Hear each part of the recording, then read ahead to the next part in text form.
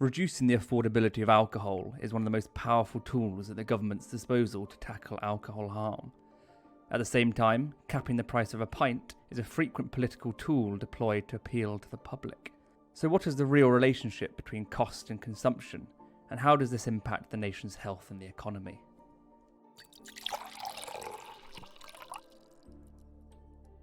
Firstly, what determines the price of an alcoholic drink? So the price of a drink, the price that a consumer pays for a drink, is made up of several different components. Some of it is the cost of producing the drink itself. Some of it's the cost of transporting it around from wherever it's produced to where it's being sold. Some of it's the cost, sort of the overheads of the place that it's being sold, whether that's paying to heat and light and staff the pub or the supermarket that you're buying it from. There's also taxation, and the amount of taxation will vary depending on what kind of drink it is, how strong it is, how much alcohol there is in it, the price of the drink. It all depends on exactly what product it is and where you're buying it. And then there's also profit, and all the different people involved in the process, the producers, the transporters, the retailers are all going to take their share of profit. So all of those components make up the overall cost that the consumer pays. In recent decades, alcohol has become much more affordable in real terms. This means that although alcohol has risen in price, it hasn't done so at the same rate as people's disposable incomes. In 2020, alcohol was 72% more affordable than it was in 1987. The only point over the past 30 years where alcohol was not getting more affordable was between 2008 and 2011, due to the government specifically increasing alcohol duty. The Labour government had introduced a duty escalator, which meant that alcohol duty increased every year by 2% above inflation. So from midnight on Sunday, alcohol duty will increase by 6% above the rate of inflation, beer will rise by 4 pence a pint, cider by 3 pence a litre, wine by 14 pence a bottle, and spirits by 55 pence a bottle, and those duties will increase by 2% above the rate of inflation in each of the next 4 years. This was scrapped in 2013 by the Conservative and Liberal Democrat coalition government, and in subsequent years duty rates were mostly cut or frozen, falling behind rates of inflation. Before Brexit, different types of alcohol were taxed in different ways. Cider and wine were taxed on the amount of liquid sold, whereas beer and spirits were taxed on their strength. After leaving the EU, the UK was able to reform its duty structures so that all drink types were taxed on their strength. So, as drinks increase in strength, the amount of duty paid on each unit increases. The government explained that, in making these changes, the government also aims to support public health, encourage product innovation, and ensure the duty system reflects modern drinking practices. So why would this support public health? It would mean that cheap, high-strength drinks would have to pay more duty than weaker drinks, hopefully addressing the problem of harmful, high-strength drinks being sold very cheaply. Another aim was to incentivise alcohol producers to develop weaker drinks in order to pay less duty, and therefore increase the number of less harmful products on offer. An abundance of research has shown that consumers are sensitive to changes in the price of drinks, so if alcohol increases in price, people are likely to consume less of it. So there's a really overwhelming body of economic evidence that says when the price of alcohol goes up, consumption or purchasing of alcohol goes down. Right? That's a really consistent finding across hundreds of studies from all over the world. And those studies show that that's true for both lighter drinkers, but also that's true for heavier drinkers. And what we also see is there's sort of overwhelming international epidemiological evidence that links the amount that people drink to the levels of harm that people suffer from all kinds of different health conditions. Alcohol's related to, many tens of different health conditions, both chronic health conditions and acute, so things related to intoxication, like injuries, for example, or alcohol poisoning. So because we know that increasing the price of alcohol reduces people's consumption, and we know that reducing consumption reduces harm, there is a very clear link that's sort of unarguable in the scientific literature that shows that when we increase the price of alcohol, we reduce alcohol harm, and vice versa. When alcohol becomes cheaper, consumption and then harm goes up. Modelling estimates by researchers at the University of Sheffield in 2019 found that reintroducing an alcohol duty escalator in 2020 would have led to over 5,000 fewer deaths in England and Scotland. In contrast, their modelling identified that cuts and freezes to alcohol duty between 2012 and 2019 led to 2,200 additional deaths and 66,000 additional hospital admissions, costing the NHS £341 million. If the government had kept the duty escalator brought in by the Labour government, between 2013 and 2028, it would have raised another £23.9 billion for public finances. So these decisions on duty have a direct impact on the number of deaths from alcohol and public finances. Government announcements around freezing duty have often been declared a victory for pubs. Yet there's little evidence to show that raising duty is bad for pubs and restaurants. In fact, cutting or freezing duty might actually be bad news for pubs. So what that does is it contributes to this gap in price between the on and the off trade, which has just widened enormously over the last 30 or 40 years. And so, although, if your aim was to try and help pubs, there's a lot of people that say, oh, well, we want to try and, help the hospitality industry, particularly after the events of the COVID pandemic, for example. There is an intuitive appeal to saying, well, freezing duty will kind of make the price of a pint slightly lower in relative terms, and so maybe that will help the pub. But actually, all it does is it increases the gap in prices between the on and the off trade, and it just drives more consumption from pubs to supermarkets, as well as making alcohol more affordable overall, and so increasing harm. And we've seen that since 2012, alcohol duties have been cut or frozen almost every year, and we've seen over that period pubs have continued to shut, consumption has continued to move from the on to the off trade, and harm rates have continued to go up. For this reason, in 2023, the UK government introduced a draft relief, which meant that alcohol sold from draft and below 8.5% in strength has a lower rate of duty, the aim being to try to close that gap between the cost of alcohol in supermarkets and the cost of alcohol in pubs, bars and restaurants. A common criticism of alcohol duties is that they unfairly hurt those from disadvantaged backgrounds. However, the impact is more complicated than that. Firstly, less well-off people are also less likely to drink alcohol, and those that do tend to drink less overall. So in terms of the absolute value, in terms of the pounds that they spend every year on alcohol duty, that'll be less. But generally, when we're evaluating tax policies, we don't just look at how much you pay overall, we look at how much you pay relative to your ability to pay. And that's a little bit more complicated because if you look at it as a proportion of people's income or spending, then what we find is that the very richest probably pay slightly less of their income and budgets on alcohol tax. And there are some data issues at the bottom of the distribution, but broadly it's about a similar proportion that most households will pay across the income deciles. The other point to raise is that this varies depending on which drink type we're talking about. So wine duty is pretty clearly progressive. Rich people drink more wine, and therefore if you put up wine taxes, that's going to be felt more by richer households than poorer households. Whereas on the other hand, spirits duty is more likely to hit those on lower incomes than those on higher incomes proportionately. So it's a somewhat complicated issue, but I don't think in general that the argument that we should be worried about alcohol tax in terms of hurting the poor is a particularly strong or robust one. Alcohol duties are not the only pricing mechanism that can be used to reduce alcohol harm. In recent years, many countries have introduced minimum pricing policies, including Armenia, Canada, Russia, Ukraine, Scotland and Wales. One popular choice is minimum unit pricing, or MUP. This is a legally mandated floor price below which retailers are not allowed to sell alcohol. Scotland introduced MUP in 2018 and set the price at 50 pence, meaning a unit of alcohol could not be sold for less than 50 pence. The main aim of MUP is to prevent the sale of cheap, high-strength drinks. This is made clear when you look at the difference in price of such products in England, which doesn't have MUP, and in Scotland, which does. As of 2023, a 2.5 litre bottle of 7.5% cider can be bought for £4.30 in England. With 18.8 units in the bottle, each unit costs 23 pence. In Scotland, this same bottle would have to cost at least £9.40.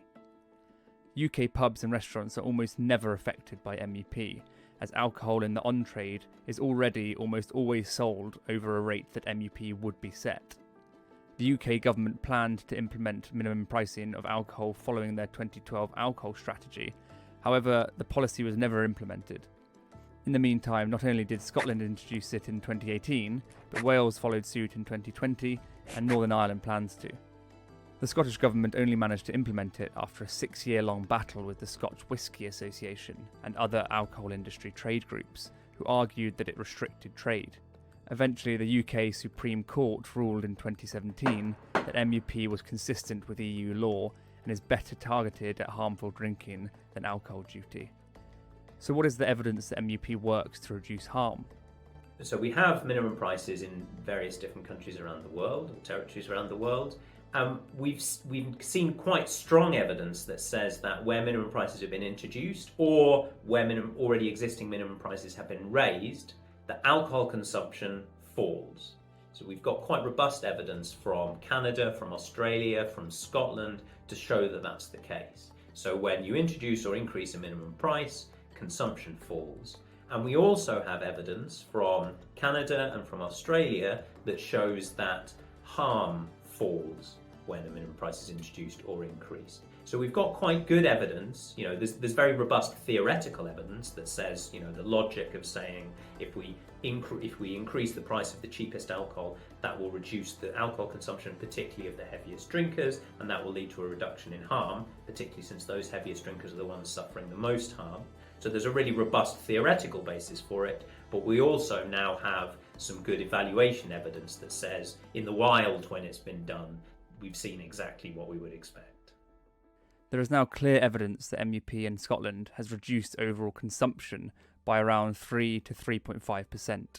So we've seen good evidence from the sales data that less alcohol is being sold, but we also see similar evidence in individual level purchasing data. So people report in various different surveys the amount of alcohol that they buy, and in those surveys we see evidence that people's alcohol purchases have fallen. But what we also see in those surveys is that the purchases have fallen most among the households that bought the most alcohol in the first place, which is exactly what we would expect to see, right? Because minimum price affects the cheapest alcohol that's generally purchased by the heavier drinkers. It's the heavier drinking households that we'd expect to see the biggest impact on the consumption of, and that's exactly what we see.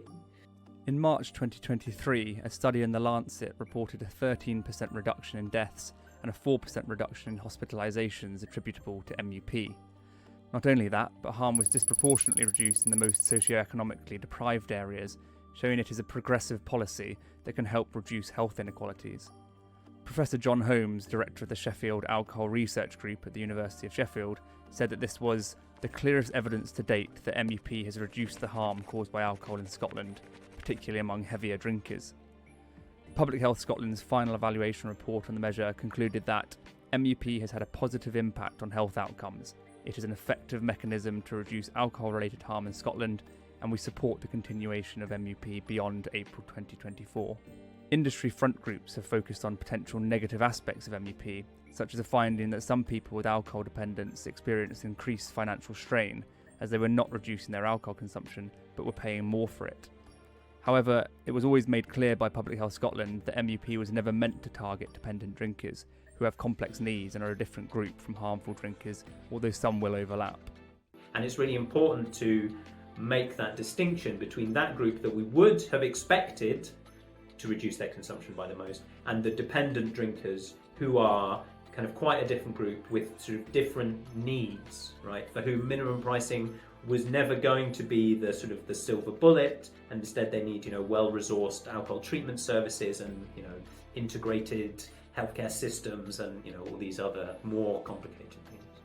A criticism of alcohol control measures such as price increases is that they would be bad for the economy.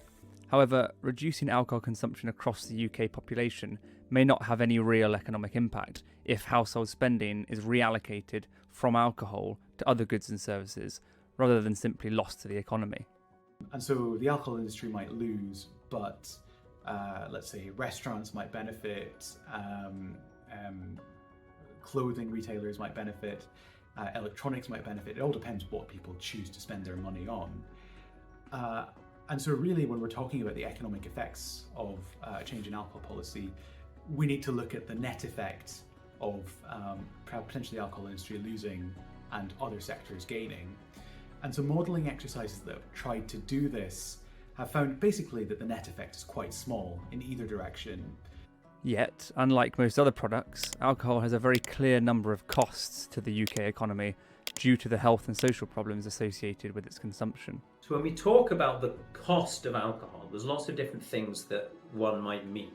Okay, so you can talk about what some people would call direct costs. So those are literal money that goes out to the public purse as a result of alcohol consumption. So that's things like the cost of treating people in hospital who are ill because of their drinking, the increased cost to the criminal justice system of crimes and public disorder that's committed by people when intoxicated, the cost of trying and imprisoning people who might have committed those crimes while intoxicated. But what all of that idea misses is that there's an intangible cost that alcohol places on society, which is much harder to value, and that cost isn't directly borne by the public purse, and it's not costing the government money sort of directly, but it's sort of a broader cost to society. So that's things like family breakups, domestic abuse, kind of low-level public disorder and nuisance, these kinds of things.